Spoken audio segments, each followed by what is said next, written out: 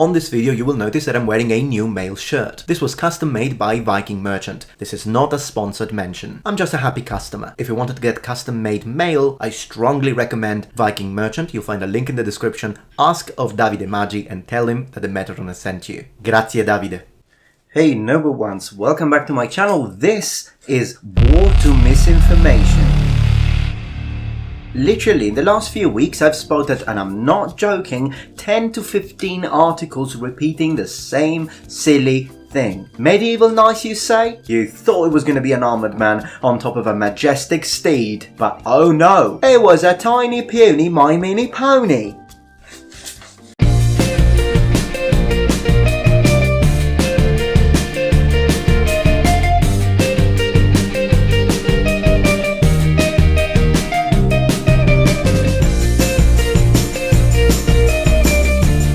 Yes, one large pizza. I need it. A few minutes later.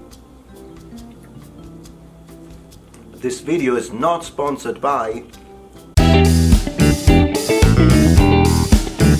Without further ado, let's read the articles together, but I'm warning you. This stuff is mental. Medieval knights rode tiny horses into battle. War horses in the Middle Ages were tinier than you think. Popular culture depicts medieval war horses as majestic creatures, tall, muscular and powerful, with shiny knights at top. But new research shows that the steeds of the Middle Ages were likely much smaller than we would expect. Now already, if you are in any way, shape or form familiar with medieval iconography, including manuscript illuminations or statuary, you will notice a disconnect. Because I mean, if that's a pony, then ladies and gentlemen, Sir Geoffrey Luttrell was a halfling. Everywhere you look in medieval iconography there are horses, and I mean, that shouldn't surprise us. The horse was a prime factor when it comes to medieval warfare, and yet whenever we look at iconography, the adjectives that I would use precisely to describe those sorts of horses are tall, majestic, muscular and powerful. So how do you explain that? A team of zoo archaeologists in the United Kingdom analysed 1,964 horse bones from 171 different archaeological sites dated between 300 and 1650 Common Era. The horses of the Middle Ages they found were much slighter than their modern day descendants, usually no more than pony size. Their findings were published last August in the International Journal of, however you read that word, Osteoarchaeology.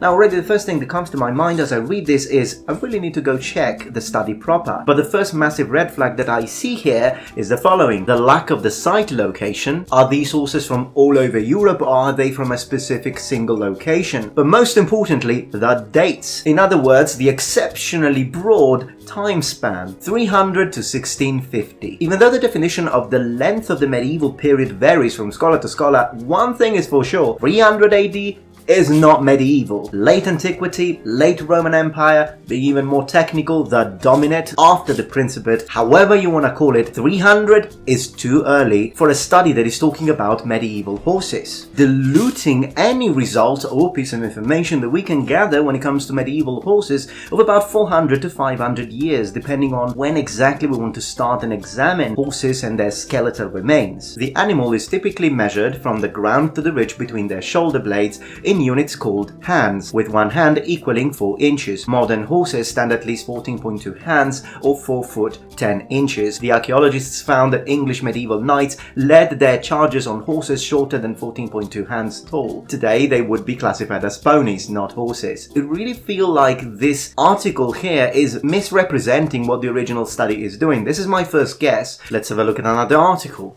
Attention Hollywood, medieval war horses were little ponies. Squire, where is my sword? According to a new zoo archaeological study, medieval war horses may have been a little less Sleipnir, a little more My Little Pony.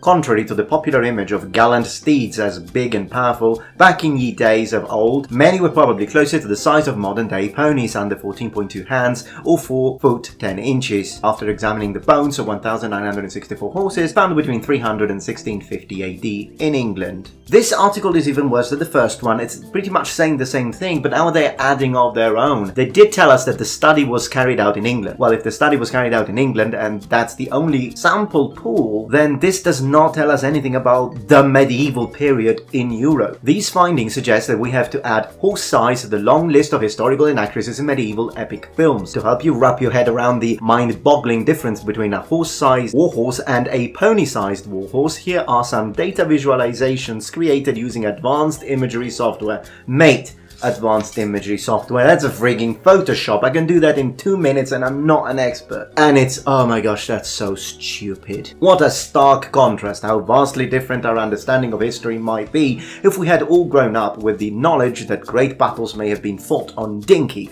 adorable little ponies. Ready for the facepalm?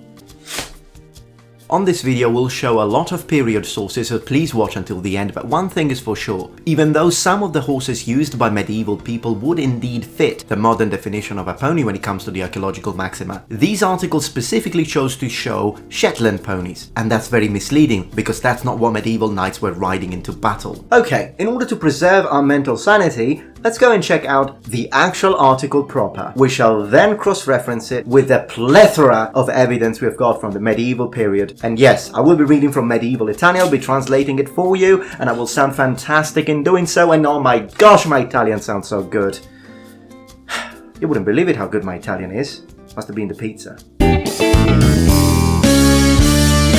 And a second rather significant point of contrast to that statement is the full-plate barding that we have got in museums, because that does not look like a tiny little pony to me. To that add the sort of carriers they used for horses in the medieval period, all documented, and that is not pony-sized.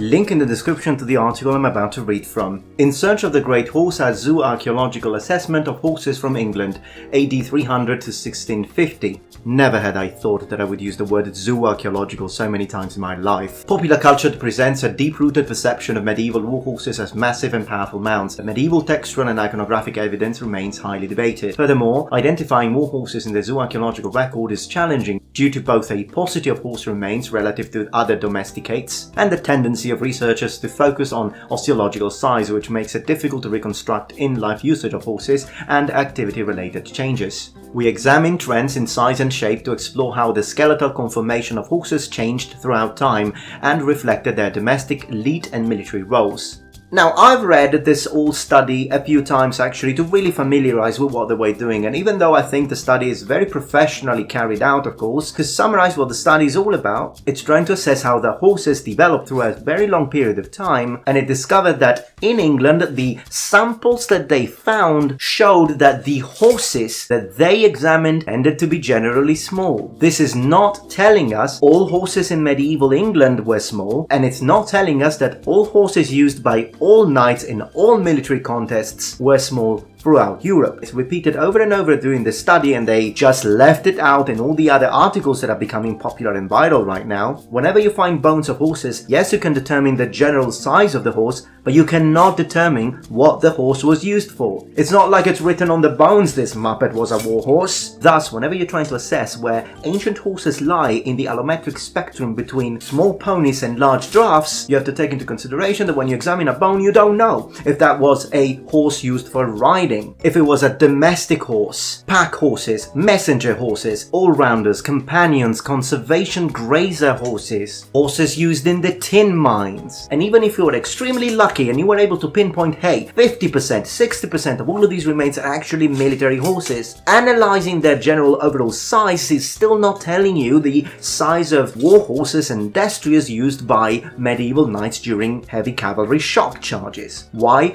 Because even in a military context, you have got the horses used by archers, the horses used by arquebusiers, which by the way we shall see in a moment that I've got documents to back up the fact that horses used by arquebusiers were medium size, the steeds used by light cavalry, and finally the stallions used by heavy cavalry. The study proper is not flawed per se, but all of these articles going around now are absolute jokes. They're oversimplifying a very complex matter that is still under research. And yes, I have changed armor because this is the next day. It literally takes me days to film these videos, so don't be muppets, come and support me on Patreon. I need pizzas to make these. What? So how about gathering horse bones from an actual medieval battlefield? Because I mean, that would definitely help, particularly if it's from a battle where we know that heavy cavalry was an important key factor. That's difficult too, because one thing that is dramatically important to keep in mind is that a warhorse was a very expensive commodity. So even when they died, they would still gather the horse and use the meat, the bones, nothing was wasted. So it's actually quite difficult to find horse remains on medieval battlefield where warhorses died. In The Medieval Warhorse from Davis HRC, page 30F, we find out some very interesting information when it comes to selective breeding in Europe. In Northwest Europe, where the feudal cavalry first emerged, the indigenous horse was, and we have seen, uselessly small. If a horse more suitable for cavalry were to be found, it was essential to import livestock from abroad, and then to practice selective breeding on a very large scale. It says the stock which was imported derived in part from Central Asia, where, early in the first millennium BC, riding horses were bred in the region of the Altai Mountains. Excavations near Hazirik have revealed remarkable burials with the bodies of horses deep frozen in them. These horses have been divided into 4 different types, of which the finest, standing 14 or 15 hands high, was heavier than the modern Arabian. Gradually they spread both east and west. We have medieval documents that tell us which horses, the generally speaking smaller ones, are suitable for armigeri or squires. So again, you find medieval bones in a military context, they might be belonging to squires. Medieval texts also tell us that there is a difference again between the sort of horses used by young nobles, and then we have the dextrarios used by the upper class, so heavy cavalry, that needed to be elegant and of noble stature. So in order to give a better and more informed classification of how horses developed in the medieval period, we can divide it into 4 stages. First, the production in large numbers of horses which, even though they were initially small, were still suitable for cavalry warfare. We are in the middle of the 8th and 11th centuries. Exception to that, the horses used by the Norman cavalry, the Normans, which were instead known for being relatively large, as you can see. But between the middle of the 11th and the end of the 13th century, we have the rapid development of the size of the warhorse so that it could carry armor on its own, as well as a more heavily armored knight. The 14th and the 15th century is the age of the great horse, which, according to all the documents I found, shit ton of links in the description, we could have horses as tall as 17 or 18 hands. Still very medieval. And then at the end of the 16th and 17th century, we have the decline of the great horse in favor of lighter breeds. As a great example, look at all the statues representing Italian condottieri, who probably had particularly large steeds. Let's have a look at Giovanni Arcuto's horse. We also have a Sicilian by the name of Jordanus, who may have lived between the 12th and 13th century, that gives us a lot of interesting information on horses. Jordanus explains how to judge the beauty of a horse from the perspective of a medieval man, of course. He says, in the first place, the horse's body should have substance and length, with all the other limbs in proportion. I'm going to read now from some 16th century descriptions again of horses backed up with imagery. And even though, since we are in the 16th century, technically these are not medieval anymore, we are in the Renaissance, even pre-modern era if you want to classify it like that, still we can confront them and compare them with 15th century and 14th century representation, and you'll see that they look very similar. And I mean, think about it, it's not like the Middle Ages finish and then horses all of a sudden, boom, become big. Also keep in mind that the average height of a medieval man in Europe at the time was about 160 to 170. Medieval people were a bit smaller, but not that small. Pasquale Caracciolo describes in 1566 the difference between very large horses and smaller ones, and what he says is very interesting. Ma della statura si è dar far non picciola differenza, perché i cavalli grossi sono buoni solamente nei singolari abbattimenti o in una giornata campale, dove bisognasse di comparire armato di tutte arme, dovendosi combattere con grossa cavalleria. But there is no small difference of the height, because big horses are good only in armed confrontations or in a casual battle, when it is necessary to appear armed with all weapons, having to fight with large cavalry formations. This statement already confirms what I had anticipated at the beginning of the video: big horses for heavy cavalry. Nei quali casi importa molto che s'abbia cavallo di vantaggio, in which cases it matters a lot which horse has an advantage. Boom!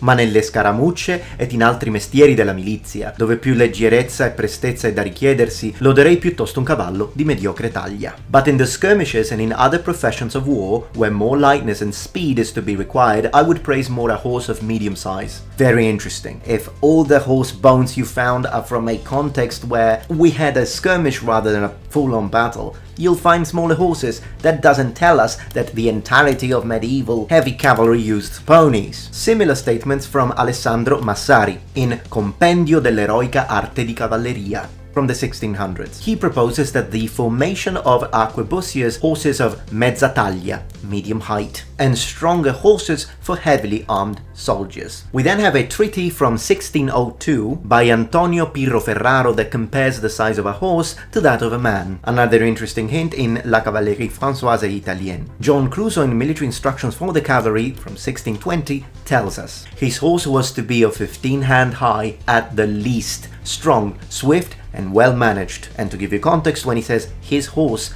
it means for heavy lancers and cuirassiers. Robert Ward in Animadversions of War, 1638. His horse is to be 15 hand high and upwards, again talking about cuirassiers. The heavier the cavalryman, the bigger the horse. So all in all, what I would say is we still don't know, and there is a lot of research in progress as to how big medieval horses were. It is absolutely wrong and incredibly misinforming on a multitude of levels to come up with very reductive statements such as, oh, medieval horses were ponies, ha ha ha. I hope to have cleared this on this video with the source documents, but of course, please refer to the links in the description for further details. Thank you very much for watching, noble ones. I hope that you enjoyed this video. If you did, please remember thumbs up, and if you're not yet a member of this community, become a noble one. Subscribe to my channel for more content from the Metatron. And remember, the Metatron has spread his wings.